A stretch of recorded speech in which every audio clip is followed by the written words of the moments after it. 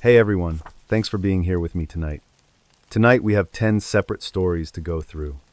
These cases come from all over the world, and they are all strange, dark, and very real. We are going to cover everything from high-profile assassinations to killers who were caught by their own pride.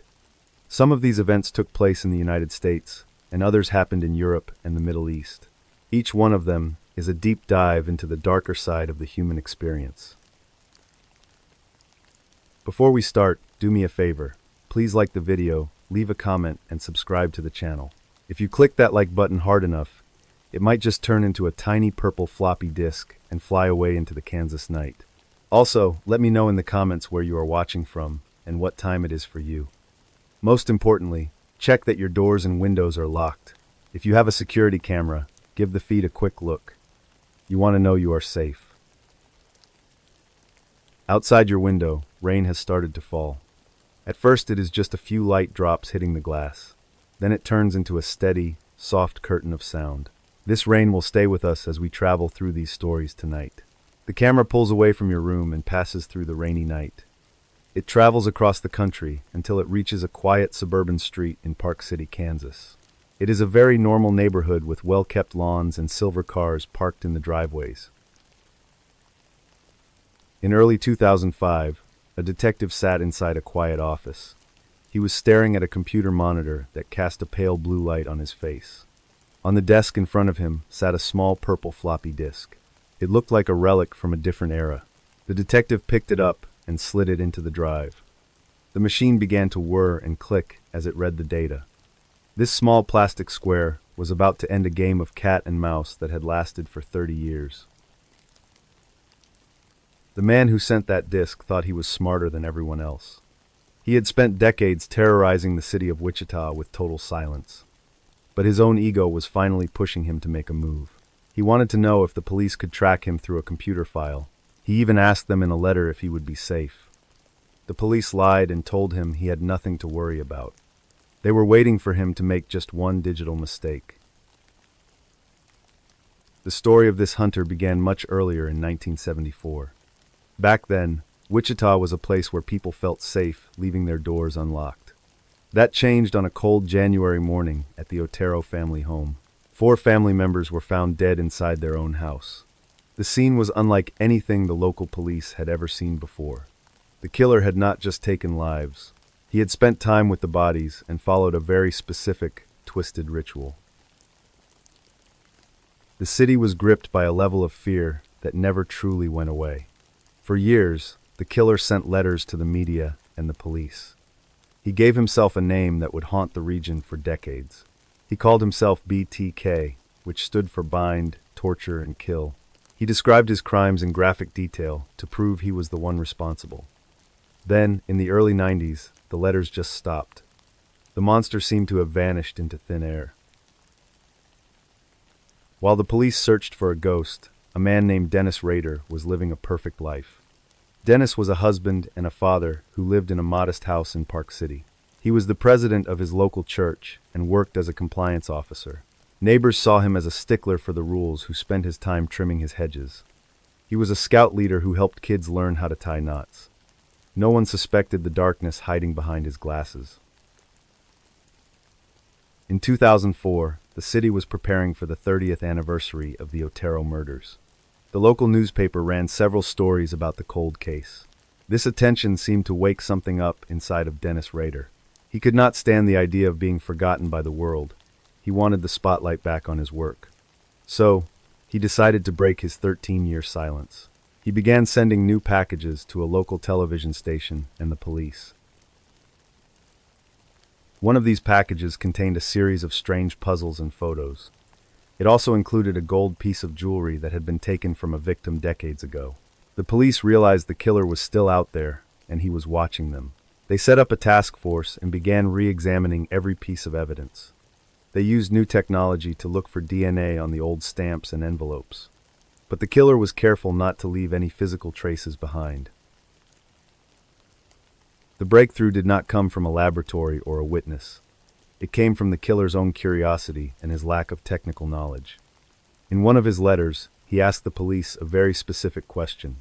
He wanted to know if a floppy disk could be traced back to a specific computer. He told them to respond in the newspaper using a code name. The police saw their chance and placed an ad saying that discs were perfectly safe to use. Dennis Rader believed the lie because he wanted to continue his game. He went to his church and sat down at a computer in the main office. He saved a file onto a purple floppy disk and sent it to the television station. He thought he was being clever by using a digital format instead of paper. When the police received the disk, they immediately handed it over to their forensic experts. They were looking for something called metadata hidden in the files. The experts found a deleted Microsoft Word document on the disk.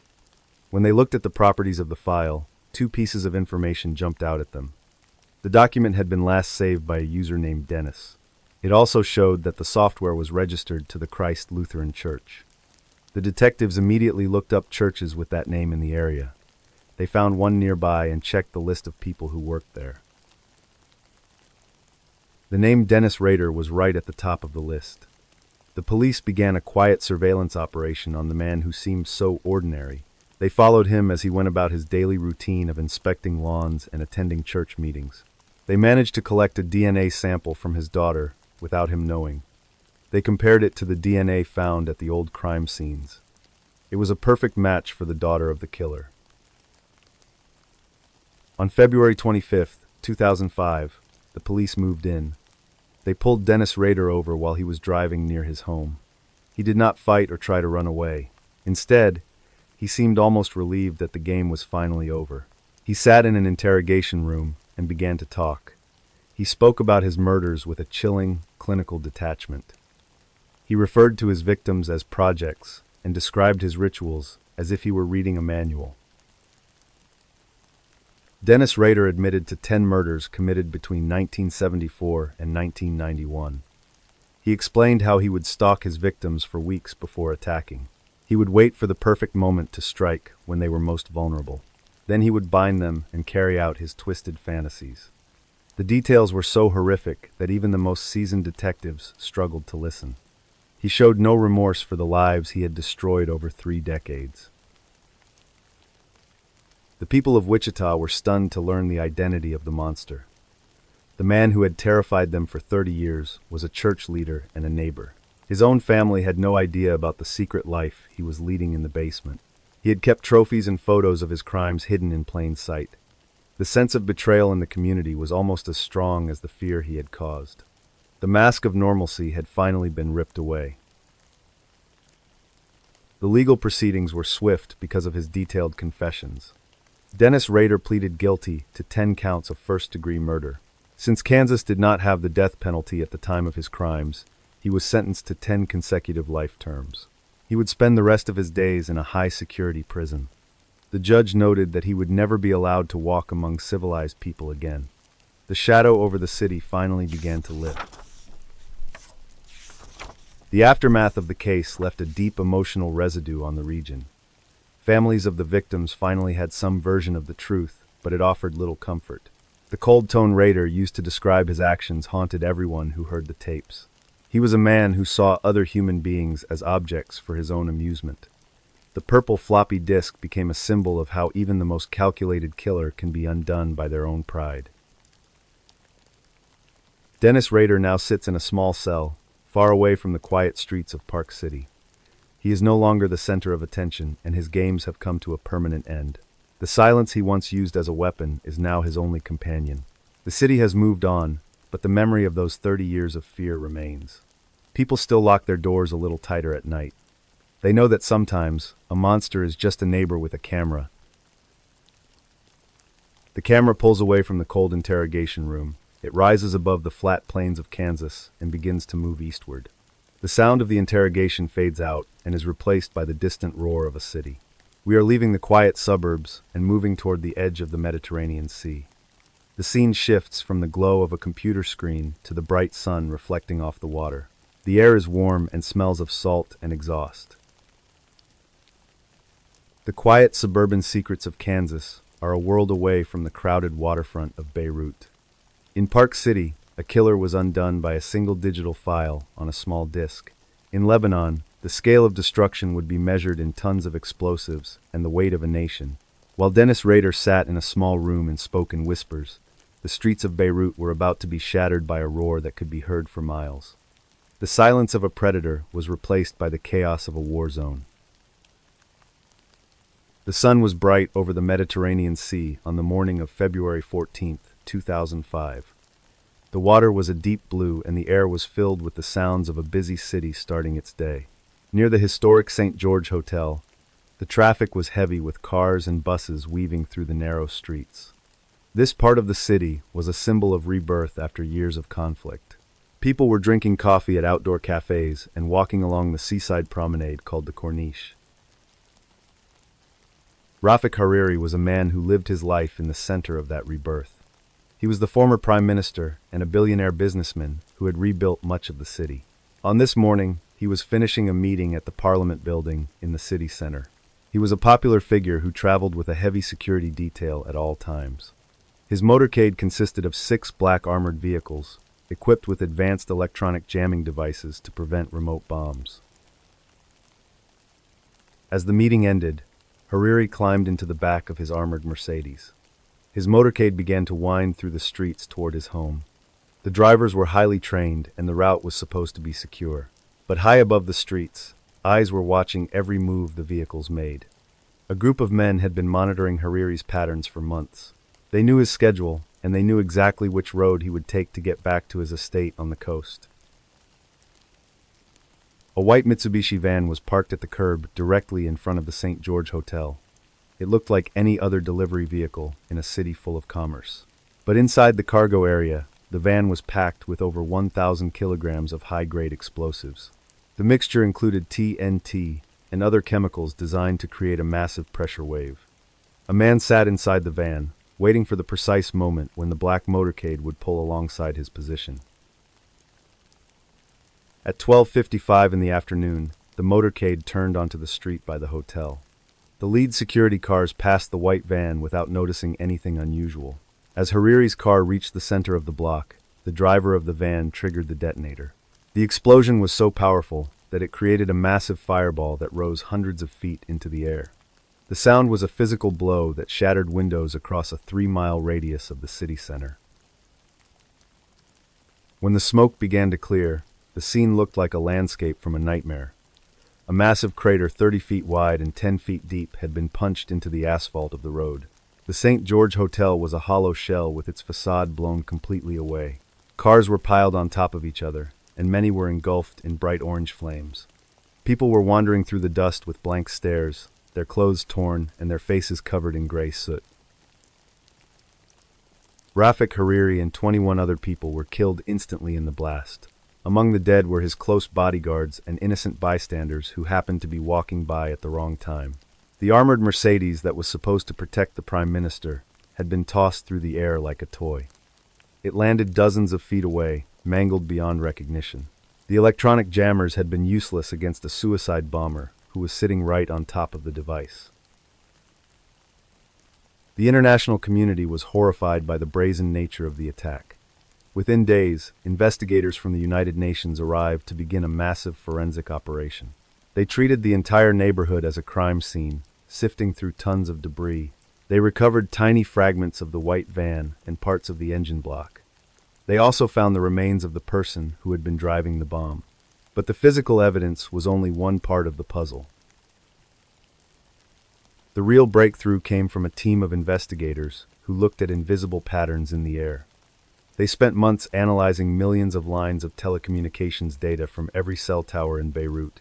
They were looking for phones that only operated in the weeks leading up to the bombing. They discovered several distinct groups of prepaid mobile phones that formed a secret network. These phones never called family or friends. They only called each other. The investigators called these the yellow, blue, and red phone networks. They tracked how the members of the network had followed Hariri's motorcade on dozens of practice runs. On the day of the assassination, the red network went live just minutes before the explosion. A series of short calls was placed as the motorcade left the Parliament building. The final call was made seconds before the blast, likely giving the suicide bomber the signal that the target was in position. The data eventually pointed toward a group of men with links to a powerful local organization. These men had used complex tradecraft to hide their identities, but the digital trail was permanent. They had purchased the prepaid phones using fake names, but the locations of the calls matched Hariri's movements perfectly. The investigators were able to reconstruct the entire plot, from the purchase of the van to the final moment of the detonator being pushed. The assassination was not just a crime against one man. It was a calculated attempt to change the political future of Lebanon.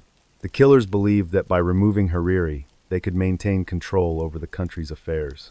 But they had underestimated the reaction of the public. The sight of the smoking crater in the middle of their city sparked a massive movement known as the Cedar Revolution. Hundreds of thousands of people took to the streets to demand justice. The pressure from the protests eventually led to the withdrawal of foreign troops that had been in Lebanon for decades. It was a turning point in the history of the region. Meanwhile, a special international tribunal was set up in the Netherlands to try the men identified by the cell phone data. The trial lasted for years and involved thousands of pieces of evidence. It was the first time that telecommunications data was used as the primary basis for a major murder conviction. In the end, several members of the conspiracy were found guilty of the murder of Rafic Hariri. But the masterminds who ordered the hit remained in the shadows. Many of the convicted men were never captured, as they were protected by their organizations. The legal outcome provided a detailed record of the crime, but it did not bring the true leaders to justice. The victims' families were left with a verdict, but no physical closure for their loss. The emotional residue of the bombing still lingers in the air of Beirut. Every year, on February 14th, people gather at the site of the crater to light candles and remember the lives lost. The St. George Hotel remains as a silent witness to the events of that day. It is a reminder of how quickly a normal afternoon can be turned into a tragedy by those who seek power through violence. The city has moved on, but the scars are still visible in the stone. The final image of that day is a single Lebanese flag planted in the center of the debris. It stood tall against the smoke and the dust of the explosion. It was a sign that the people would not be silenced by the roar of 1,000 kilograms of explosives. The investigation proved that even the most complex plot can be unraveled by a determined search for the truth.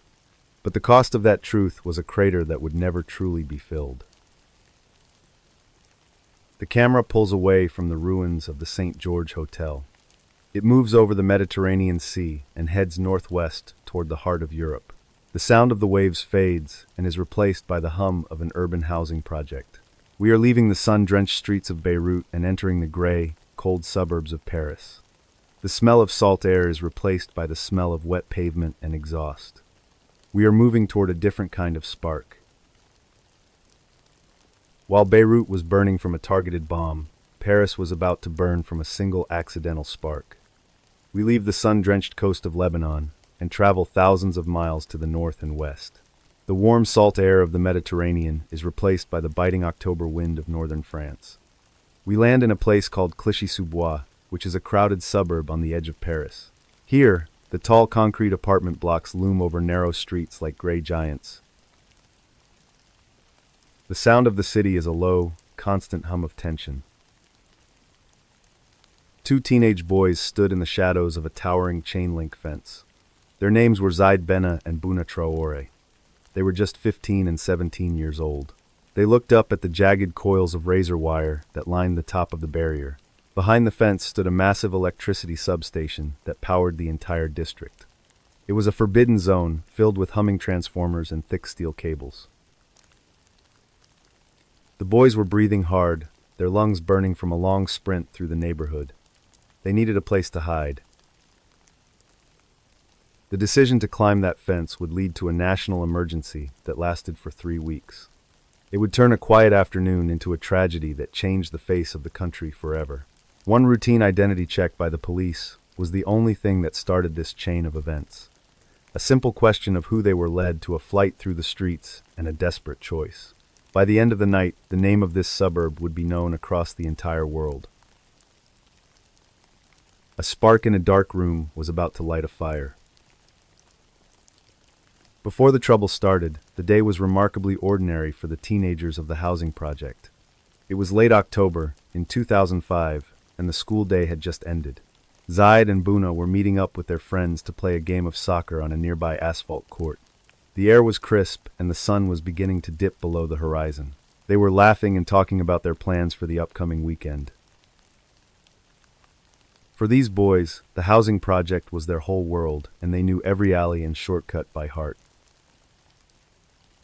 The neighborhood of Clichy-sous-Bois was a place of deep-seated frustration and systemic neglect. Many families lived in cramped apartments and felt disconnected from the glamorous center of Paris. The relationship between the youth and the local police was often strained and filled with suspicion.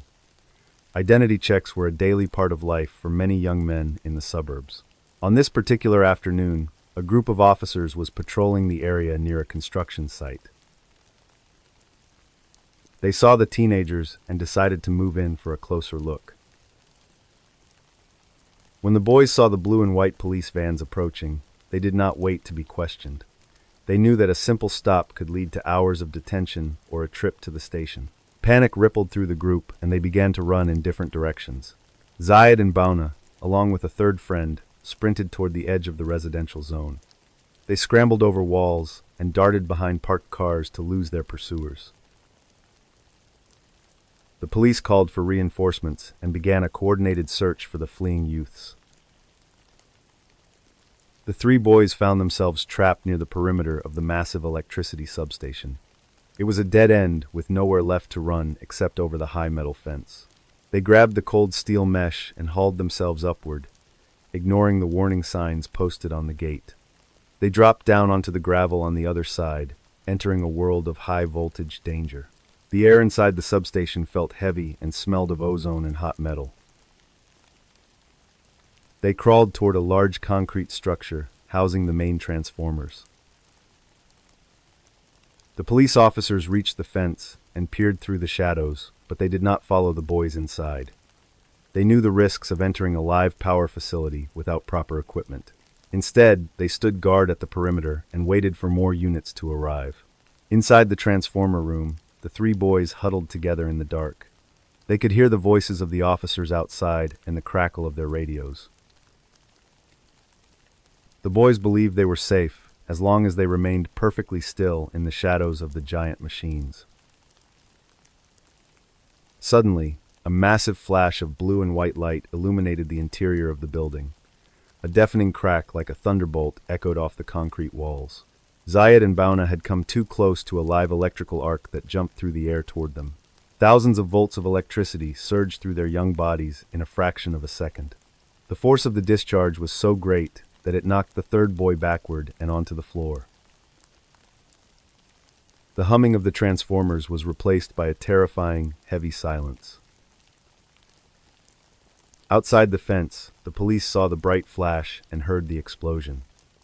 Moments later, the streetlights in the surrounding blocks flickered and went out completely. A massive blackout rolled across the district of Clichy-sous-Bois. The officers realized that something had gone terribly wrong inside the substation.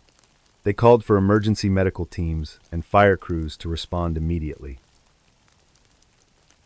But they could not enter the building until the power company arrived to shut off the high-voltage lines. The boys were trapped in the dark.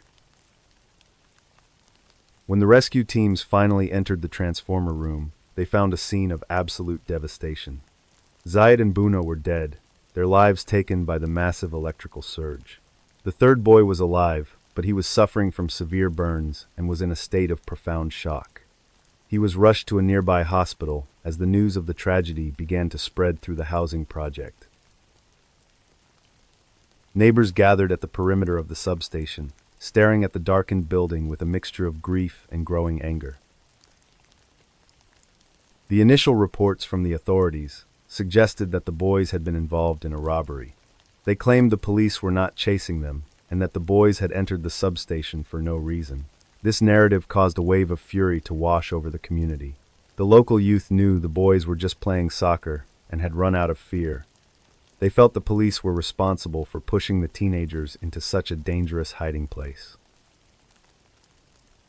The grief of the families was quickly joined by a demand for justice.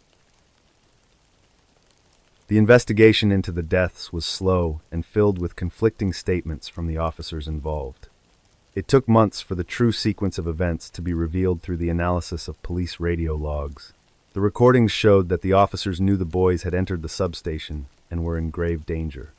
One officer was heard saying that he did not give the boys much of a chance if they stayed in there. Yet, no one had called for the power to be cut until after the fatal flash had occurred. The midpoint shift in the case came when the public realized the extent of the police negligence. It was clear that the chase had been the direct cause of the boys entering the forbidden zone. The reconstructed crime showed that the teenagers were not criminals, but scared children. They had huddled together for safety in the one place they thought the police would not follow. The image of the two boys in the dark transformer room became a symbol of the divide between the state and its citizens. The legal outcome was a long and painful process for the families of Zayed and Bona. It took 10 years for the case to finally reach a full trial in a French court. 2 police officers were charged with failing to assist individuals in danger. They argued that they did not know for certain that the boys were inside the building. In the end, the court acquitted the officers of all charges. The judge ruled that there was not enough evidence to prove they knew the risk was immediate. The verdict was a crushing blow to the community and the families who had waited a decade for accountability. But the immediate aftermath of the deaths in 2005 was much more explosive. On the night of the tragedy, the first cars were set on fire in Clichy-sous-Bois. Within 48 hours, the unrest had spread to other suburbs around Paris. By the end of the first week, the entire country was gripped by the worst civil unrest it had seen in decades. The riots lasted for 3 weeks and involved thousands of young people across France. Over 8,000 vehicles were burned and hundreds of public buildings were damaged.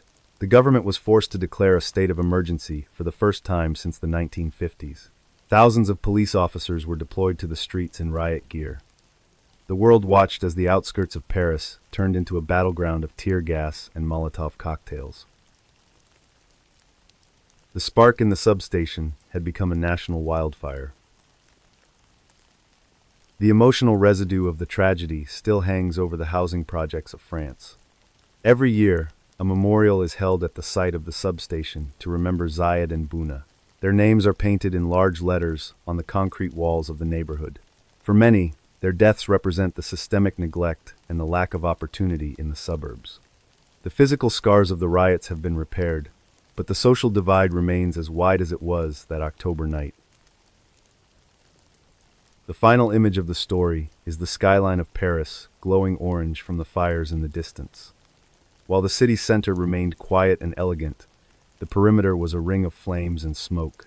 It was a stark reminder that the stability of a nation can be shattered by the loss of its youngest citizens. The substation still hums with electricity, but it also serves as a monument to a night when everything changed. The 2 boys who just wanted to hide are never forgotten. The camera pulls away from the charred remains of a car in a Parisian alley. It rises above the city and begins a long journey across the English Channel. The sounds of the sirens and the crackle of the fires fade into the distance. We are moving toward the rain-slicked streets of London. The setting changes from a chaotic urban riot to the quiet, carpeted lobby of a luxury hotel. The smell of smoke is replaced by the delicate aroma of expensive tea. A spark in the night is nothing compared to the slow burn of polonium. In Paris, the fire was bright and hot and visible for miles. But in the heart of London, a much deadlier fire was burning in total silence. It was an invisible heat that did not give off any smoke. We step into the elegant and carpeted lobby of the Millennium Hotel. The air is still and smells of expensive perfume and fresh flowers. Everything here looks perfect and safe and very expensive. Men in tailored suits walk across the marble floors without a sound. On November 1st, 2006, a man named Alexander Litvinenko sat down for tea. He was a former officer for the Russian Federal Security Service. He had fled his home country and was living in exile in England. Alexander believed he had found safety in the busy streets of London. He was meeting 2 old acquaintances from his former life in Russia. Their names were Andrei Lugovoy and Dmitry Kovtun. They sat together in the pine bar of the luxury hotel. The meeting seemed like a normal business chat between former colleagues. Alexander reached for a porcelain teapot that sat in the center of the table. He poured himself a cup of green tea and took several sips. The liquid was lukewarm and had a slightly bitter, metallic taste to it. He did not think much of the flavor at the moment. He was focused on the conversation and the documents they were discussing. But as the tea traveled down his throat, a microscopic war began. He had just swallowed the most expensive and rare poison in the history of the world. Within a few hours of leaving the hotel, Alexander began to feel a deep sickness. It started as a sharp pain in his stomach that would not go away. He felt a wave of nausea that was stronger than anything he had known. He rushed to the bathroom and began to vomit violently. His wife, Marina, watched in horror as his condition got worse by the hour. He was sweating, and his skin began to take on a gray, sickly hue. They thought it was just a severe case of food poisoning. The couple went to a local hospital where doctors tried to treat the symptoms. They gave him fluids and medicine for a standard stomach virus. But the treatments did not have any effect on his declining health. Alexander was losing weight at a terrifying speed every single day. His white blood cell count dropped to 0, and his immune system vanished. The doctors were baffled by the way his body was simply shutting down. It was as if he was being eaten from the inside out. The case took a dark turn when Alexander's hair began to fall out. He would wake up and find large clumps of it on his white pillow. Soon, his head was completely smooth, and his face looked hollow and sunken. He looked like a man who had been through months of intense radiation therapy. The medical team realized this was not a normal virus or a common chemical. They began to suspect that they were looking at something far more complex and rare. They called in experts. Scientists from a top-secret nuclear research facility were brought into the hospital room. They carried specialized sensors designed to detect various types of radioactive material. At first, the standard Geiger counters did not show any unusual activity in the room. This was because the poison was emitting alpha radiation, which is very hard to detect. It does not travel through skin or plastic or thin layers of air. The sensors had to be placed right against the source to find it. On the day Alexander died, the experts finally found the answer they were seeking. They detected a massive amount of polonium-210 inside his body. This is a rare radioactive isotope that is thousands of times more lethal than cyanide. It is produced in nuclear reactors and is almost impossible for a civilian to obtain. One tiny speck the size of a grain of salt is enough to kill. Alexander had been given a dose that was much larger than that. The realization that a radioactive assassin was in London caused a massive wave of panic. Health officials realized that every place Alexander had visited was now a crime scene. They began a massive search, using advanced sensors to find the trail of polonium. They started at the Millennium Hotel and worked their way through the city. The trail was everywhere. They found radioactive traces on the chairs in the Pine Bar and on the very teapot Alexander had used. The investigation then moved to the places where the two suspects had stayed. The police found high levels of radiation in the hotel rooms used by Lugovoy and Kovtun. There were traces on the light switches and the sinks and even the towels. It was clear that the assassins had been extremely messy with the deadly substance. They had carried the polonium across London in a small container that likely leaked. They were leaving a ghostly trail of death behind them. The trail of radiation did not stop at the borders of the city. Investigators took their sensors to the airport and checked the planes the suspects had used. They found polonium on the seats and in the overhead bins of the aircraft. The poison had traveled from Russia to London and back again on commercial flights. Hundreds of innocent passengers had been sitting in seats, contaminated with a lethal isotope. The scale of the crime was becoming a major international scandal. The police were able to reconstruct the entire assassination plot using this invisible evidence. They tracked the suspects to a sushi bar where they had met Alexander earlier. They found traces of polonium on the table and even on the menus. It appeared the assassins had tried to poison him several times before they succeeded. Each time, they left behind a permanent mark that only a specialized sensor could see. The digital and physical evidence was pointing directly back to Moscow. From his deathbed, Alexander Litvinenko made a final statement that would echo around the world. He looked into a camera with sunken eyes and a weak voice. He accused the highest levels of the Russian government of orchestrating his murder. He named the leaders he believed had ordered the hit because of his political dissent. He knew he was dying, and he wanted the world to know who was responsible. He passed away 3 weeks after drinking that cup of tea. The legal outcome of the case was a source of massive diplomatic tension.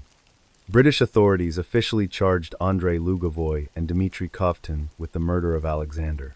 They requested that Russia extradite the men to face a trial in a London court, but the Russian government refused to send them, claiming their constitution did not allow it. Instead of being punished, Lugovoy was later elected to the Russian parliament and given a medal for service to the state. The case remained a flashpoint between the two nations for nearly 20 years. A public inquiry in the United Kingdom eventually concluded that the operation was likely approved. They stated that the use of such a rare material suggested state involvement. The inquiry pointed to the fact that polonium is a signature weapon. It was meant to kill Alexander and send a terrifying message to anyone else. The message was that there is nowhere in the world you can hide. The aftermath of the poisoning left a deep sense of unease in the city of London. People realized that modern warfare was no longer just about tanks and soldiers. It could be carried out with a teapot and a radioactive isotope in a luxury hotel. The death of Alexander Litvinenko changed how intelligence agencies looked at safety. He became a symbol of the dangerous world of international espionage. His widow, Marina, spent the next 2 decades fighting for the full truth. The final image of the story is the ghostly trail of radiation leading across Europe. It stretched from the nuclear reactors of Russia to the quiet streets of London. It was a path of invisible fire that could not be extinguished by water or time. The polonium would continue to decay and glow for years in the places it was spilled. Alexander's body had to be buried in a lead-lined coffin to keep the radiation inside. He was a man who became a weapon. The camera pulls away from the lead coffin in a quiet London cemetery. It rises high above the city and begins to move eastward across the dark ocean. The cold, gray light of England fades away and is replaced by a heavy, gray sky. We are moving toward the massive apartment blocks of Moscow. The smell of expensive tea is gone and is replaced by the smell of diesel and damp concrete. We are traveling toward a lobby where the light is dim. In London, the radioactive poison worked in total silence inside a luxury hotel. But on the streets of Moscow, the violence was loud and immediate and physical. The scene moves from a lead coffin in England to a gray apartment lobby. This building sits on Lesnaya Street in the heart of the busy Russian capital. The air here is cold and heavy, with the smell of damp concrete. This is where a fearless woman lived and where she would eventually die. A silent cup of tea has been replaced by the sharp sound of a pistol. The elevator doors of the apartment building slid open with a slow metallic grind. A neighbor stood in the hallway and waited for the small space to clear. But instead of an empty car, they found a woman slumped in the corner. She was surrounded by several plastic bags filled with fresh groceries and bread. There was a dark red stain spreading across the gray floor of the lift. The woman was not moving, and her eyes were fixed on the ceiling. It was clear that she had been gone for several minutes already. The victim was Anna Politkovskaya, who was one of the most famous journalists in Russia. She was known for her brave reporting on human rights abuses in the South. She had spent years traveling to war zones to tell the stories of civilians. Her death was not a random act of street crime or a robbery. Her purse was still there, and her expensive watch was on her wrist. This was a professional hit carried out with cold and calculated precision. The killer had waited in the dark for the perfect moment. This tragedy took place on the afternoon of October 7th, 2006. To most of the world, it was just another Saturday in the autumn season. But in Russia, this specific date carried a very heavy weight for the government. It was the birthday of the president of the country, Vladimir Putin. Many people believed the timing of the murder was a dark and symbolic gift. It was a message to anyone who dared to speak out against the state. The silencing of a voice had become a public celebration. Anna Politkovskaya was a woman who knew the risks of her chosen profession. She had been arrested and threatened with death many times during her long career. In one instance, she believed she was poisoned while flying to cover a crisis. She survived that attempt on her life and went right back to her work. Anna felt that someone had to speak for those who had no power. She refused to be intimidated by the shadow of the secret police or the military. She kept writing the truth, even when it was dangerous. On the morning of her final day, Anna went about her very normal routine. She spent time running errands and buying food for her family at a supermarket. She was a mother and a grandmother who tried to live a simple life. She drove her car back to the apartment block on Lesnaya Street. She parked nearby and carried several heavy bags of groceries toward the front entrance. The sky was overcast and a cold wind was blowing through the city streets. She did not know she was being watched by several men. The surveillance team had been following Anna for many weeks before the attack. They knew exactly what time she would return and which door she would use. They had studied the timing of the elevator and the layout of the lobby. A group of men in different cars had coordinated their movements using mobile phones. They were part of a professional hit squad that had been hired for this task. They moved like shadows through the crowds of Moscow, always staying just out of sight. As Anna entered the lobby, a man in a dark cap was waiting nearby. He did not look out of place in the drab and quiet apartment building. He watched as she stepped into the elevator with her first load of bags. Anna went up to her floor and dropped off some of her groceries. Then she pushed the button to go back down for the rest. The killer was waiting on the ground floor for the car to return. He checked his weapon and pulled his cap low over his forehead. When the elevator reached the bottom, the doors opened to find the man standing there. He stepped into the small space and pulled out a 9mm Makarov pistol. He fired 2 shots into Anna's chest at point-blank range as she stood there. He then fired a 3rd shot into her shoulder to ensure she could not move. Finally, he fired a 4th and final shot into her head to finish the job. The entire event took less than 10 seconds from start to finish. It was silent and brutal. The killer dropped the pistol onto the floor of the elevator next to his victim. This is a common tactic used by contract killers in that part of the world. It serves as a signature to let everyone know this was a professional job. He then turned and walked calmly out of the building and into the street. He disappeared into the busy flow of traffic on Lesnaya Street without a sound. He did not run or look back at the scene of the crime. He simply vanished. The initial investigation was a massive and chaotic affair that drew international attention. Detectives found 4 bullet casings and the discarded pistol inside the small elevator car. They also recovered the grocery bags that were now stained with the victim's blood. The forensic team spent hours dusting every surface for fingerprints or DNA from the shooter. They knew the eyes of the world were watching how they handled the case. But the most important evidence would come from the grain of a security tape. Police began to review thousands of hours of footage from the surrounding city streets. They found a grainy image of a man in a dark cap walking away. He moved with a steady and confident gait that suggested he had done this before. The investigators also noticed a series of cars that seemed to circle the block. These vehicles were not local to the neighborhood, and they moved in a suspicious pattern. They realized the killer was just one small part of a much larger operation. The trail led back to a group of men from the region of Chechnya. This was the very place Anna had spent years investigating for her reports. The suspects were linked to a powerful crime boss who specialized in contract killings. They had used a network of corrupt officials to gather information on Anna's movements. One of the men was even a former police officer who had access to private files. The hit had been planned with the resources of the state. The midpoint shift occurred when the public realized how deep the conspiracy went. This was not a random act of violence by a single angry man in a cap.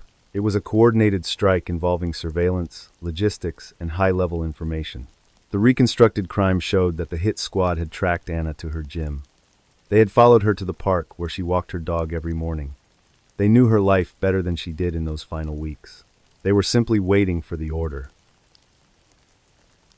The legal outcome of the case was a long and frustrating journey for her family. The first trial ended in the acquittal of all the men involved in the crime. The public was outraged, and the case was eventually sent back to court. In the second trial, 5 men were finally convicted for their roles in the killing. The shooter was identified as a man named Rustam Makhmudov. He and the organizer of the hit were both sentenced to spend their lives in prison. While the gunmen were behind bars, the most important question remained unanswered. No one could say for certain who had ordered the murder or who paid for it. The masterminds who funded the operation stayed hidden in the deep shadows of the state. The family of Anna Politkovskaya felt that justice had only been partially served. The hands that pulled the trigger were caught, but the head of the snake was still free. The investigation was officially closed without finding the ultimate truth. The aftermath of the murder had a chilling effect on the entire Russian press. Journalists realized that the truth could now carry a death sentence in the heart of the city. Many people stopped writing about the conflict in the south or the abuses of power. The death of Anna was a clear warning that no one was safe from the reach of the state. The freedom of the press was slowly being strangled by fear and by bullets. The Grey Lobby became a memorial for a dying era. Today, a small plaque hangs on the wall of the building on Lesnaya Street. It honors the memory of a woman who refused to stay silent in the face of evil. People still bring fresh flowers to the elevator where she was found that Saturday. Her books and articles are still read by those who seek to understand the truth. But the fear that her death created has never truly gone away from the city. The silencing of Anna Politkovskaya was a turning point for a nation. The final image of the story is a stack of newspapers sitting in a dark office. The front page is completely blank because the reporters are too afraid to print the news. It is a silent tribute to a woman who gave her life for every single word she wrote. The light in the lobby flickers, and the elevator doors close with a heavy metallic sound. The truth is often a very dangerous thing to carry in your hands. It can be heavier than any bag of groceries. The camera pulls away from the gray apartment block in the heart of Moscow. It rises above the city and begins a long flight across the Atlantic Ocean. The cold air of Russia is replaced by the humid and thick air of the American South. The scene shifts from the stone walls of a lobby to a quiet street in Virginia. We are moving toward a house where the lights are still on for the new year. The smell of diesel is replaced by the smell of wood smoke. From the cold and silent halls of Moscow, we travel across the Atlantic to the rolling hills of Virginia. In Russia, the target was a specific woman with a dangerous voice. In the city of Richmond, the targets were chosen with no logic or reason at all. We arrive at a charming house on Forest Hill Avenue. It is decorated for the new year with festive lights and a wreath on the front door. The air is crisp and the morning sun is just beginning to peek over the trees. This is a place where families feel safe and the future feels bright.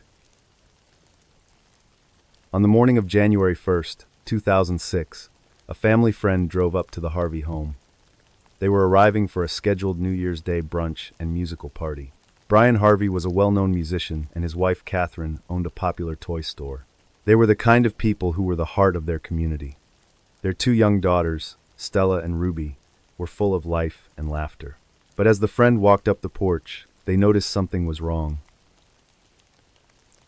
The front door was standing wide open.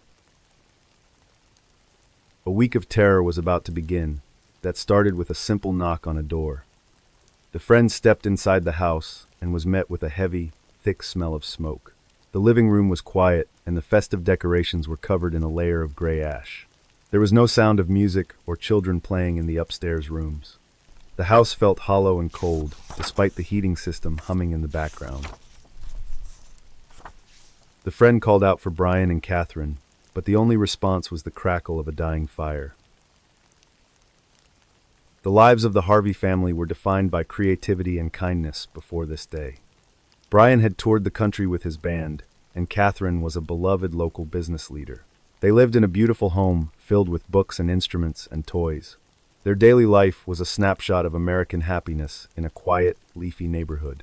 They spent their time planning community events and raising their daughters in a house full of love. This was the sanctuary that was about to be turned into a scene of absolute horror. The peace was shattered when 2 men forced their way into the house earlier that morning. Ray Dandridge and Ricky Gray were drifters who had been roaming the area looking for a target. They did not know the Harveys, and they did not have a plan. They were simply looking for a house that looked like it had valuable things inside. They chose the house on Forest Hill Avenue because it was bright and welcoming. They turned a morning of celebration into a nightmare of violence that would haunt the city for years. The intruders gathered the entire family and forced them down into the dark basement. They used electrical cords and tape to bind the hands and feet of the parents and the children. Brian and Catherine were made to watch as the men began to systematically search the house for jewelry and cash. The basement was cold, and the sound of the furnace was the only thing that filled the silence. The killers were not satisfied with just stealing from the family. They were driven by a dark and senseless cruelty. The crime scene in the basement was something the Richmond police would never forget. The killers had used hammers to beat the family before slitting their throats with a kitchen knife. They then piled blankets and furniture over the bodies and set the house on fire to hide the evidence. When the fire department arrived, they found the remains of the 4 victims huddled together on the concrete floor. The sheer brutality of the act was beyond anything the local investigators had ever seen in their long careers. The investigation began with a massive search for any witnesses or surveillance footage from the neighborhood. Detectives found that a silver van had been seen idling near the Harvey home around the time of the murders. They began to check the records of every similar vehicle in the state, but while they were searching for leads, the killers were already moving on to their next target. The city was gripped by a sense of panic as people realized that a predator was loose in their quiet streets.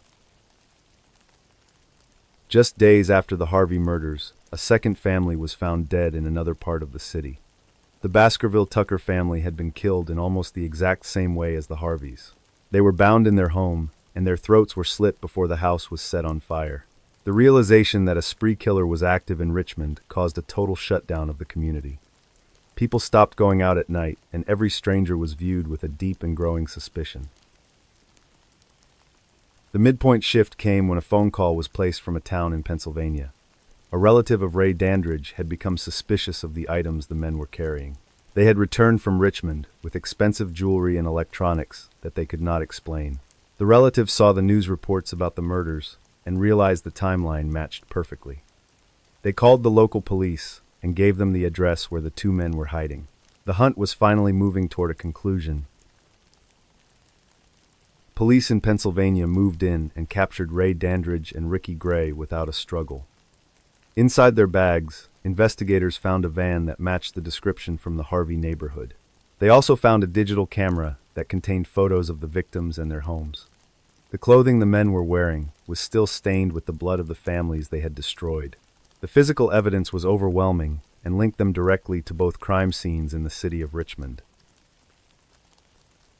Ray Dandridge and Ricky Gray had a history of violence and drug abuse that stretched back for years. They had met in prison and decided to start a spree of robberies once they were released. They confessed to the murders and even admitted to killing Gray's own wife just days before the Harvey attack. They spoke about the crimes with a terrifying lack of emotion, as if they were talking about a trip to the store. They had no motive other than a desire for quick cash. The legal outcome was a series of trials that drew massive crowds to the courthouse. Ricky Gray was found guilty of the Harvey murders and was sentenced to death for his crimes. Ray Dandridge received several life sentences without the possibility of parole for his role in the spree. The families of the victims sat in the front row and listened to the horrific details of the final moments of their loved ones. The justice system worked quickly, but it could not replace what was lost. The aftermath of the spree left the city of Richmond in a state of deep mourning. A memorial was established for the Harvey family, and a scholarship was created in their names. The house on Forest Hill Avenue was eventually torn down and replaced with a quiet garden. The randomness of the attacks changed how people in the region felt about their safety. They realized that evil does not always have a reason or a target. Sometimes it just knocks on an open door. The closing image of the story is the photos of Stella and Ruby Harvey in the local paper. They were 2 young girls with bright smiles who were just starting their lives. Their images became a symbol of the innocence that was stolen during that week of terror in Virginia. The community gathered for a candlelight vigil that stretched for several blocks. The lights from the candles flickered in the wind, a small defiance against the darkness that had visited their quiet, leafy street. The camera pulls away from the silent garden on Forest Hill Avenue. It rises above the trees of Virginia and travels south and east across the dark waters of the Atlantic. The smell of wood smoke fades and is replaced by the smell of salt and diesel. We are moving back toward the ancient and crowded streets of the Middle East. The scene shifts from a quiet suburban porch to a narrow road in a busy city. We are traveling toward a white car parked at a curb. A basement fire in a quiet Virginia suburb is a localized tragedy. It is a random act of cruelty that leaves a neighborhood in mourning. But a car fire in the heart of Beirut is something else entirely. It is not an accident or a random crime of opportunity. It is a carefully worded message sent by those who hide in the shadows. We leave the charred remains of the Harvey home and travel to the Riots district. This is one of the oldest and most beautiful parts of the city. The narrow streets are lined with stone buildings and blooming jasmine. On the morning of June 2nd, 2005, the air was already warm. Samir Kassir walked out of his apartment building with a light and steady step. He was a man who moved with a great deal of purpose every day. He was a prominent journalist and a professor at a local university. His face was well known to almost everyone who lived in the Lebanese capital. Samir was the voice of a new generation that wanted a different future. He spent his life writing about freedom and the end of foreign influence. Samir walked down a narrow side street toward his parked vehicle. It was a white car that looked like many others on the block. The street was quiet, and the morning sun cast long shadows on the stone. He had just finished a cup of coffee at a small neighborhood cafe. He greeted several neighbors who were opening their shops for the busy day ahead. Everything about the scene felt peaceful and routine for a Thursday morning in June. Samir reached into his pocket and pulled out his heavy metal key ring. He stood by the driver's side door and looked at the blue sky. He did not know that his movements were being watched by invisible eyes. A group of men had been tracking his daily routine for many weeks. They knew where he worked, and they knew where he lived his life. They knew exactly where he parked his white car every single evening. These men were professionals who specialized in the art of political silencing. They had waited for the perfect moment to send their next violent message. Samir Kassir pushed his key into the lock and turned it slowly. He opened the door and sat down in the soft fabric seat. He placed his bag on the passenger side and looked in the mirror. He was a man who had faced many threats in his career. He had been followed by security services and harassed by the secret police, but he always believed that the truth was his most powerful shield. He reached forward and slid the key into the ignition of the white car. The moment he turned the key, the world around him ceased to exist. A massive explosion ripped through the floorboards of the vehicle with terrifying force. The bomb was packed with several pounds of high-grade military explosives. It was placed directly beneath the driver's seat to ensure maximum lethality. The blast was so focused that it did not damage the nearby buildings. It was designed to kill only the man sitting inside the small white car. The roar of the detonator echoed through the stone canyons of Riots. The voice of a revolution was silenced by a few pounds of steel. People came running from their shops and their homes to see the source. They found a scene of absolute devastation in the middle of the road. The white car was no longer a machine used for daily transport. It had been mangled into a ball of blackened and twisted steel. Smoke and fire rose from the wreckage into the clear morning air. The neighbors who had just greeted Samir stood in a state of shock. They knew immediately who had been sitting inside that car. The debris field was small, but it was filled with pieces of a life. Shattered glass covered the pavement like a layer of transparent and sharp diamonds. A pair of broken glasses lay on the ground near the front tire. These were the spectacles that Samir wore while he wrote his famous columns. His leather bag was lying in the gutter, its contents spilled across the asphalt. The air smelled of burnt rubber and chemicals, and a deep sense of loss. The quiet neighborhood had been turned into a grim crime scene. The investigation began almost immediately as the police arrived and blocked the road. They moved with a sense of urgency that felt empty to the bystanders. This was the second major assassination to hit the city in 4 months. The people of Beirut had already seen the massive crater from the Hariri blast. They knew that the security services were often part of the problem itself. There were no security cameras on this narrow and quiet residential side street. There were no witnesses who saw anyone approach the car during the night. A deep sense of fear gripped the city in the hours after the blast. People realized that even a simple trip to the car was now dangerous. If a man as famous as Samir could be killed, anyone could be. The journalists in the local newsrooms worked with tears in their eyes that day. They were writing the obituary of their own friend and their own colleague. The death of Samir Kassir was a strike at the heart of the press. It was a warning that words could lead to a sudden and violent end. The midpoint shift in the logic of the case came very quickly. Investigators realized this was part of a much larger and darker pattern. They called it the systematic elimination of the leaders of the new movement. Every person who spoke out against foreign occupation was now a potential target. The killers were using the same types of explosives and the same methods. They were picking off the intellectuals and the politicians, one by one in broad daylight. The city was being held hostage by a ghost network of assassins. The reconstruction of the crime showed the precision of the hit squad. They had likely approached the car in the middle of a very dark night. One man would have kept watch, while another crawled beneath the vehicle. They used a magnetic device to attach the bomb to the metal frame. The bomb was connected to a sensor that would trigger when the engine started. It was a simple and effective way to ensure the target was inside. They did not need a remote or a timer for this job. The legal outcome of the case was exactly what the people had feared. Years passed without a single arrest being made for the murder of Samir. The investigation was stalled by a lack of political will and deep corruption. Every lead was met with a wall of silence from the security services. The files on the case gathered dust in a back room of a government building. In a city where everyone knew the truth, no one was held accountable. The killers were allowed to remain in the shadows.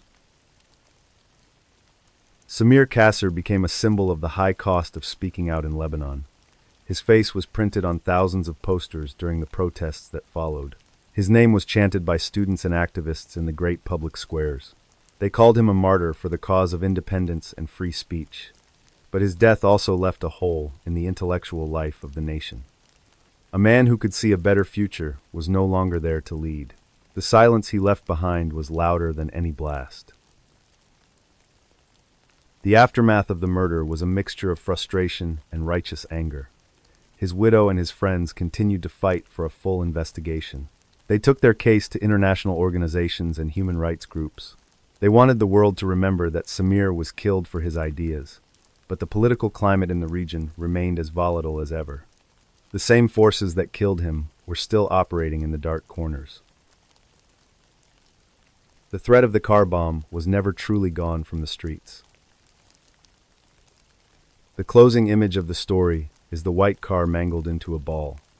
It sat in a police impound lot for years as a piece of evidence. The rain would fall on the rusted steel and wash away the soot. It looked like a modern sculpture of a tragedy that nobody wanted to solve. The broken glasses were eventually picked up and given to his family. They were a reminder of a man who saw the world for what it was. He refused to look away, even when the danger was directly beneath him. The final moments of that June morning will always haunt the Akrafia district. People who walk down that narrow street often stop and look at the ground. They remember the sound of the explosion and the sight of the smoke. They remember the man who walked out of his building with a purpose. Samir Kassir believed that the truth would eventually set his country free. He did not know that his journey would end with the turn of a key. The ball of steel is all that remains. The camera pulls away from the mangled wreckage of the white car in Beirut. It rises above the Mediterranean and heads far to the south and west. The warm stone of Lebanon is replaced by the humid heat of Brazil. We are traveling across the ocean to the busy streets of a suburb. The smell of jasmine is gone and is replaced by the smell of exhaust. We land in a dusty transit hub where people are looking for work. We are moving toward a man with a smile. Political bombs target the elite and the influential in the high stone buildings of Beirut. But Leandro Basílio Rodrigues targeted the invisible and the vulnerable in the dusty outskirts of Brazil. While the world watched the fallout of car bombs, a different kind of predator was hunting in the shadows of Guarulhos. This is a massive industrial suburb on the edge of São Paulo. The air here is thick with the smell of diesel and the sound of endless traffic. Thousands of people move through these streets every day, looking for a way to survive. A young woman stood at a busy transit hub in the center of the city. She was holding a crumpled piece of paper with an address she did not recognize. She had been looking for a job for several months to help support her family. A man with a friendly smile approached her and asked if she needed directions. He looked like an ordinary person you would see in a supermarket or on a bus. He spoke with a soft and comforting voice that made her feel at ease. He told her he knew of a place that was hiring. The man who offered her help was actually a demon hiding in the skin of a neighbor. Leandro Basílio Rodrigues was a master of the ruse and the fake promise. He did not use bombs or high-tech equipment to catch his victims. He used the desperation of the poor and the hope for a better life. He would promise them jobs or even spiritual healing to get them to follow him. He was a hunter who knew exactly how to blend into the crowd. By the end of 2005, he would become a name that terrified the region. Before he became a notorious serial killer, Leandro lived a life that was almost completely unremarkable. He lived in a small house in Guarulhos and worked odd jobs around the neighborhood. He was a man who seemed to have no close friends and no real history. He spent his days wandering through the train stations and the bus terminals. He was looking for women who appeared lost or alone in the city. He would watch them for hours, waiting for the right moment to make his move. He was a student of human vulnerability. The inciting incident that brought him to the attention of the police was a series of disappearances. Between 2004 and 2005, several young women vanished without a trace in the same area. They were all in their late teens or early 20s, and they were all looking for work. Their families went to the police, but the authorities initially dismissed the cases. They claimed the women had likely run away to start new lives elsewhere. But as the numbers grew, the sense of dread in the community began to rise. The bodies of the missing women began to appear in abandoned buildings and vacant lots. The crime scenes were haunting in their simplicity and their brutality. Most of the victims had been strangled with bare hands or with pieces of their own clothing. There were no signs of a struggle or a fight in many of the cases. It was as if they had been caught completely by surprise. The police found evidence of horrific acts that took place after the victims were dead. This suggested a level of depravity that went far beyond a simple robbery. The investigation was a slow and difficult process because the victims were often from the edges of society.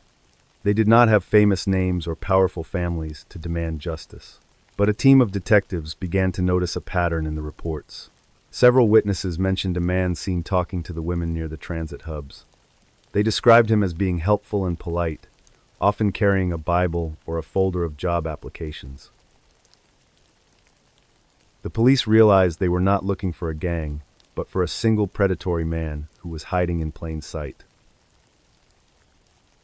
Leandro Basílio Rodrigues was arrested in September of 2005 after a witness identified him.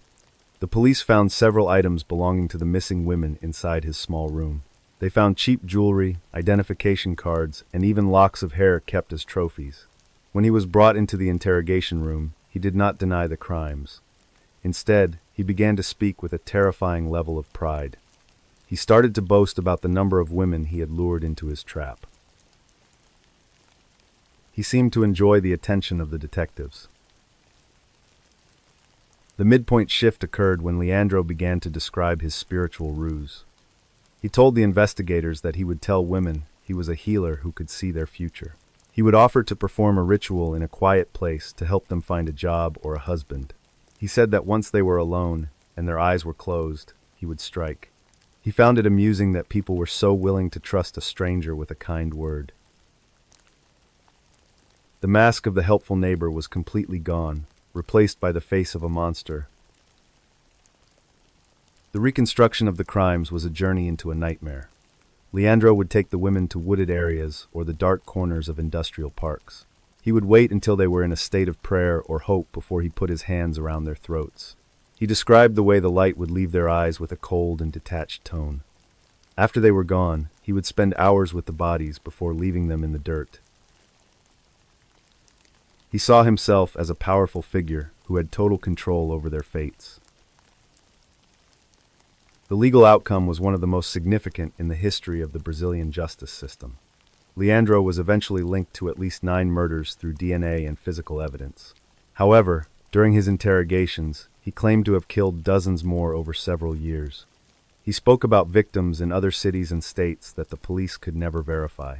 In 2007, he was sentenced to over 100 years in prison.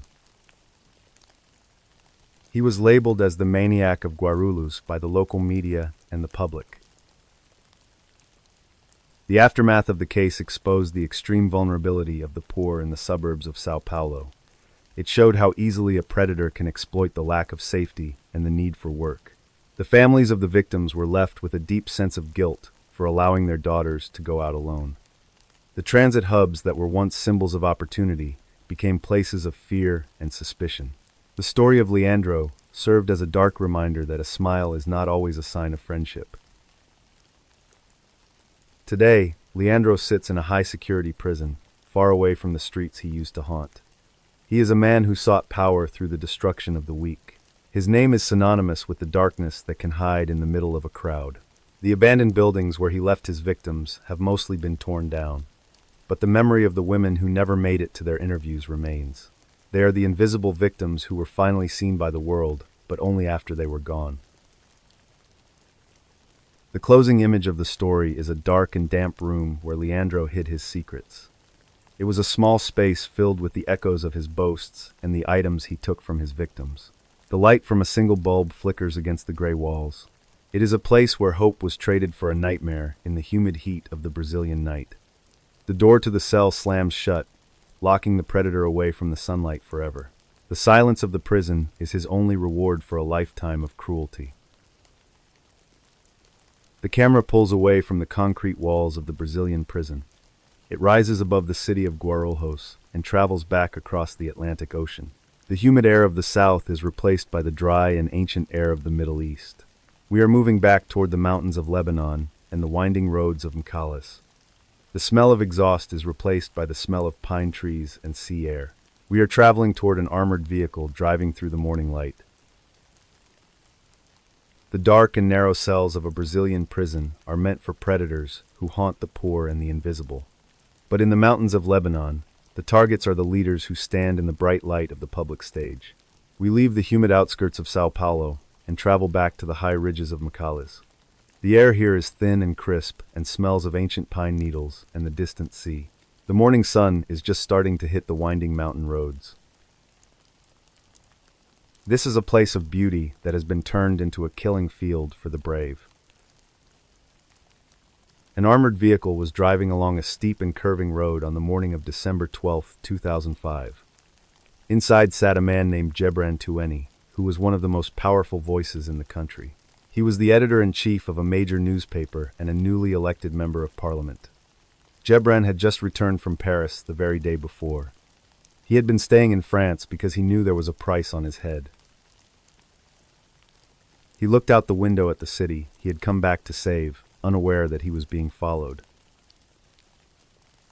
Gebran Tueni was a man who lived his life by a famous oath he had given to the people. He called for unity and the end of foreign interference in the affairs of his nation. He was a symbol of the revolution that had started after the death of Rafic Hariri. His words were like fire to his supporters and like poison to his enemies. He knew that the white cars and the shadow men were waiting for him, but he refused to stay in exile while his country was in turmoil. He believed his duty was to be on the ground in Beirut. The motorcade was moving through a quiet area of the mountains where the trees are thick and the houses are few. Gebran was traveling in a heavily armored car that was designed to withstand a direct hit from a bomb. His security team was on high alert, watching every intersection and every parked car. But the men who wanted him gone had planned their ambush with the precision of a clock. They did not choose a busy city street where witnesses could see them. They chose a lonely stretch of road where the earth drops off into a deep and rocky ravine. A car packed with an immense amount of high-grade explosives was parked on the shoulder of the road. As Gebran's armored vehicle pulled alongside, the detonator was triggered by a remote signal. The explosion was so massive that it shook the entire mountain and could be felt in the city below. The force of the blast was not just meant to stop the car, it was meant to erase it from existence. The armored Mercedes was lifted off the ground and thrown like a piece of paper through the air. It tumbled over the edge and fell hundreds of feet. The sound of the blast was followed by a heavy and terrifying silence in the valley below. Local residents rushed to the edge of the road and looked down into the deep ravine. They saw a column of black smoke rising from the trees far below them. The armored car was lying at the bottom of the rocky slope, mangled into a ball of gray steel. Gebran Tueni and his 2 bodyguards were killed instantly by the pressure of the explosion. The voice of a generational leader had been silenced just 24 hours after his return to his home soil. The crime scene in the ravine was a sight of absolute horror and destruction. The vehicle was so badly damaged that it was hard to tell where the engine ended and the seats began. Debris from the car was scattered across the trees and the rocks for hundreds of yards. The investigators who arrived on the scene found the same explosive signature they had seen in the Hariri and Kassir hits. This was a professional operation carried out by a well-funded and organized network. They had known his exact flight time and his exact driving route from the airport. The investigation into the murder of Gebran Tueni was a search for ghosts in a landscape of fear. The police gathered pieces of the detonator and fragments of the bomb car, but they found no DNA or fingerprints. The surveillance cameras in the area had been disabled or were pointed in the wrong direction at the time of the blast. It was clear that the hit squad had high-level help from within the security services. Every trail the detectives followed led to a dead end or a wall of classified information. The killers were invisible and protected by the state. The midpoint shift in the case was the realization that this was a decapitation of the movement. By killing Tueni, the assassins had removed the primary intellectual leader of the opposition. The people were left without a voice and without a plan for the future. The fear that had begun with the Hariri bombing had now reached every corner of the country. If a man in an armored car on a mountain road could be killed so easily, no one was safe. The movement for independence began to fracture as leaders went back into hiding or fled the country. The reconstruction of the crime revealed the absolute precision of the timing. The assassins had waited for the moment when Gebran would be most vulnerable on the winding road. They knew that the armor on his car would not protect him from the sheer force of 1,000 pounds of explosives. They had calculated the distance to the ravine to ensure the vehicle would be destroyed by the fall, even if the blast failed. It was a redundant and cold plan that left nothing to chance. They were not just killers. They were engineers of political terror. The legal outcome of the case remains one of the greatest failures of the Lebanese justice system. To this day, no one has been arrested or charged with the murder of Gebran Tueni. The files remain open in a technical sense, but no active work is being done to find the killers. The International Tribunal focused on the Hariri case, but the smaller assassinations were often left to the local police. In a land where power is held by those with the most guns, the truth is often a luxury that no one can afford to buy. Gebran Tueni left behind a legacy of bravery that is still celebrated by his supporters today. His newspaper, An-Nahar, continues to publish and fight for the ideas he gave his life for. His famous oath is still recited by students and activists as a reminder of what is possible when people stand together. But his death also served as a dark warning about the cost of that bravery. He was a man who knew he was walking into a trap, but he walked into it anyway because he loved his country more than his own life. The aftermath of the murder was a period of deep national mourning and political paralysis. The city of Beirut was covered in black banners and photos of the fallen leader. People realized that the revolution was being slowly and systematically strangled by those who preferred the old ways. The loss of Gebran was a blow to the heart of the press and the parliament. It was a sign that the old shadows were returning to the mountains. The hope that had been born in the spring was dying in the cold December wind. The closing image of the story is the printing press of the En Nahar newspaper stopping in honor of its editor. For the first time in decades, the machines went silent, and the pages were left blank. It was a tribute to a man who spent every day of his life trying to fill those pages with the truth. The silence of the press was a louder statement than any editorial could ever be. The armored car at the bottom of the ravine was a monument to the price of a single word spoken in the light. Today, a small memorial stands on the mountain road near the site of the blast. People leave flowers and flags on the shoulder of the road where the bomb car was parked.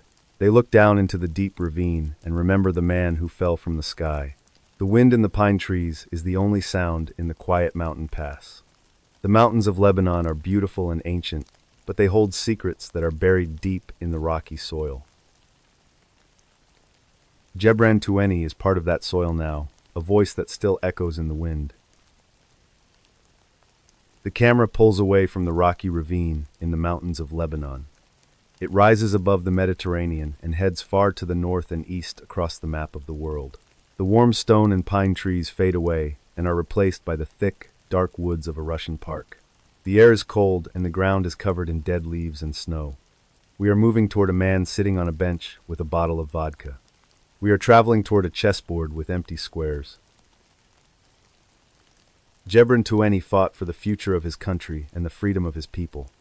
But Alexander Pichushkin fought for nothing more than a game and a number. We leave the mountain roads of Lebanon and travel far to the north. We land in the thick and dark woods of Bitsevsky Park on the edge of Moscow. The air here is freezing, and the ground is covered in a layer of dead leaves and dirty snow. It is a place where city dwellers go to escape the noise of the streets. But deep inside the trees, a predator was keeping a very specific count. A woman named Maria Moskalyova left a small note on a table in her apartment. She wrote that she was going for a walk in the woods with a coworker named Alexander. Maria lived alone with her young son, and she wanted him to know where she was. She had worked with Alexander at a local supermarket for several years. He seemed like a quiet and harmless man who spent his time drinking vodka. She did not know that her name was about to be added to a list. She did not know that Alexander had a goal he was desperate to reach. The man who invited her for a walk did not just want to kill for the sake of violence.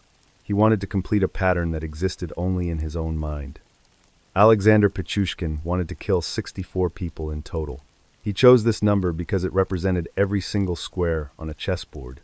He saw himself as a grandmaster who was playing a game against the entire city. He had been active in the park for many years without being caught. He was a shadow in the trees who moved with a hammer and a bottle of cheap vodka. Before he became the maniac of the woods, Alexander lived a very mundane life. He worked in a supermarket and lived in a small apartment with his mother and his sister. Neighbors saw him as a loner who was fond of his pet dog. He spent his weekends in the park, often sitting on benches and playing chess with the elderly men. He was a part of the landscape of the neighborhood. No one suspected that the man who helped them carry their groceries was a monster. He was a master of blending into the gray background of Moscow. The inciting incident that finally ended his reign occurred in June of 2006. The body of Maria Moskalyova was found in a remote part of the park. She had been killed by a series of massive blows to the head from a heavy object. Unlike his previous victims, Maria had left behind a clue that pointed directly to her killer. When the police found the note she left for her son, they went to the supermarket. They asked Alexander if he had seen Maria that evening. He looked them in the eye and said he had no idea where she was. The crime scene in the woods was a site of repetitive and mechanical horror. The police found that many bodies had been dumped into the open manholes of the sewer system. Alexander would lure his victims to a specific spot he called the dog's grave. He would offer them a drink of vodka to toast his dead pet. When they tilted their heads back to swallow, he would strike them with a hammer. He would then push them into the darkness of the pipe. He believed the city would wash away his crimes and keep his secrets for him. The investigation was a slow process of connecting the dots across several years.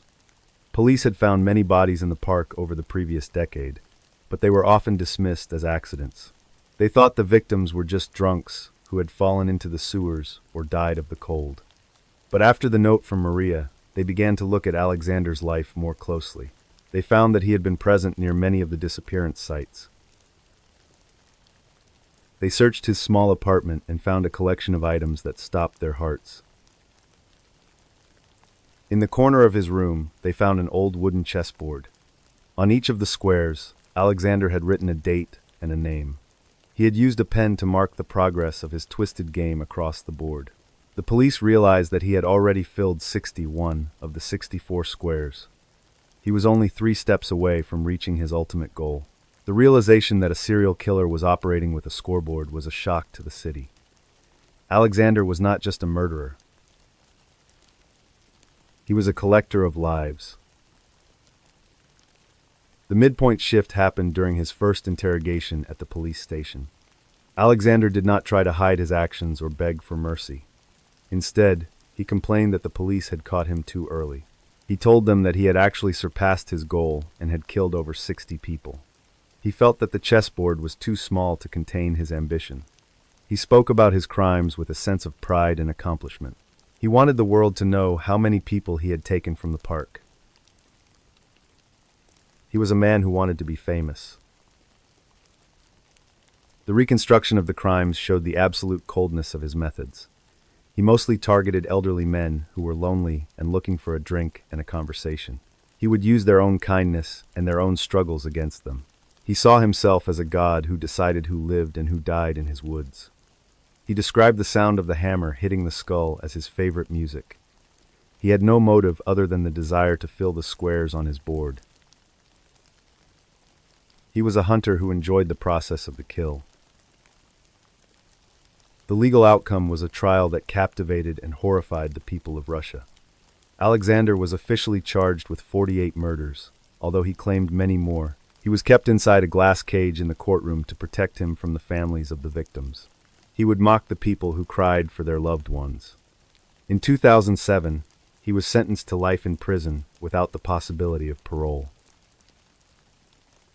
He was sent to a high-security facility known for its harsh conditions and total isolation from the world. The aftermath of the case left a deep shadow over Bitsevsky Park. For years, people were afraid to walk through the trees, even in the middle of the day. The open manholes were welded shut, and the area was patrolled by police with dogs. The story of the chessboard killer became a dark legend in Moscow. It was a reminder that the person sitting on the next bench might be playing a much darker game than you realize. The woods are a place where many things can be hidden in the dead leaves. Today, Alexander Pichushkin remains in a small cell, far away from the fresh air of the park. He is a man who is defined by a game that he never got to finish. He sits in silence and thinks about the empty squares that remain on his board. The fame he sought is now a source of isolation and shame. He is a prisoner of his own numbers and his own cruelty. The city has moved on, and the park is once again filled with families and joggers. But the trees still remember the sound of the hammer. The final image of the story is the empty squares on the wooden chessboard. They represent the lives that were saved by a simple note left on a kitchen table. If Maria had not written that name, the board might have been completed. The light in the park fades as the sun goes down over the snowy woods.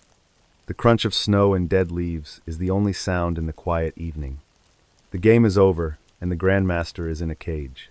The chessboard is just a piece of wood again. I want to thank you for spending your time with me tonight. These stories are a reminder of how strange and dark the world can truly be. If you enjoyed this episode, please subscribe to the channel and join our community. It means a lot to have you here, and I appreciate your support. I hope these cases gave you something to think about as you settle in for the night. Stay safe out there, and always keep an eye on your surroundings. You never know who might be watching from the shadows. Now, I want you to get as comfortable as you possibly can. If you are in bed, pull the heavy blankets up to your chin and feel the warmth. Listen to the soft sound of the rain hitting the window glass outside. It is a steady and calming rhythm that blocks out the rest of the world. Close your eyes and let your breathing slow down. You are in a safe and quiet room, and there is nothing you need to do right now. Just listen to the rain and feel your body becoming heavy. Imagine the rain falling on the trees and the streets far away. It is washing everything clean and quiet. The world is soft and gray and peaceful. Your room is warm and the light is dim. Feel the pillows under your head and the softness of the sheets. Every breath you take makes you feel more relaxed and more at ease. The sounds of the stories are fading away into the background. There is only the rain and the warmth of your blankets. You are drifting toward a deep and restful sleep. The rain is a soft curtain that surrounds your house. It is a gentle sound that tells you everything is okay. Your mind is quiet and your heart is beating slowly and steadily. You are sinking down into the bed, feeling more and more comfortable with every passing second. The images of the day are dissolving into the mist of the rain. There is no tension in your shoulders or your neck. You are completely at peace and ready to rest. The night is long and the world is silent and safe. Sleep is coming to you like a slow wave from the ocean. It is cool and calm, and it carries you away from the shore. You are floating in a place of total stillness and comfort. The rain continues to tap against the glass, a soft lullaby for the night. Your eyes are heavy, and you are ready to let go of the day. Everything is quiet. Everything is still. The blankets are warm, and the room is dark. You are safe. You are at peace. You are falling into a deep and quiet sleep.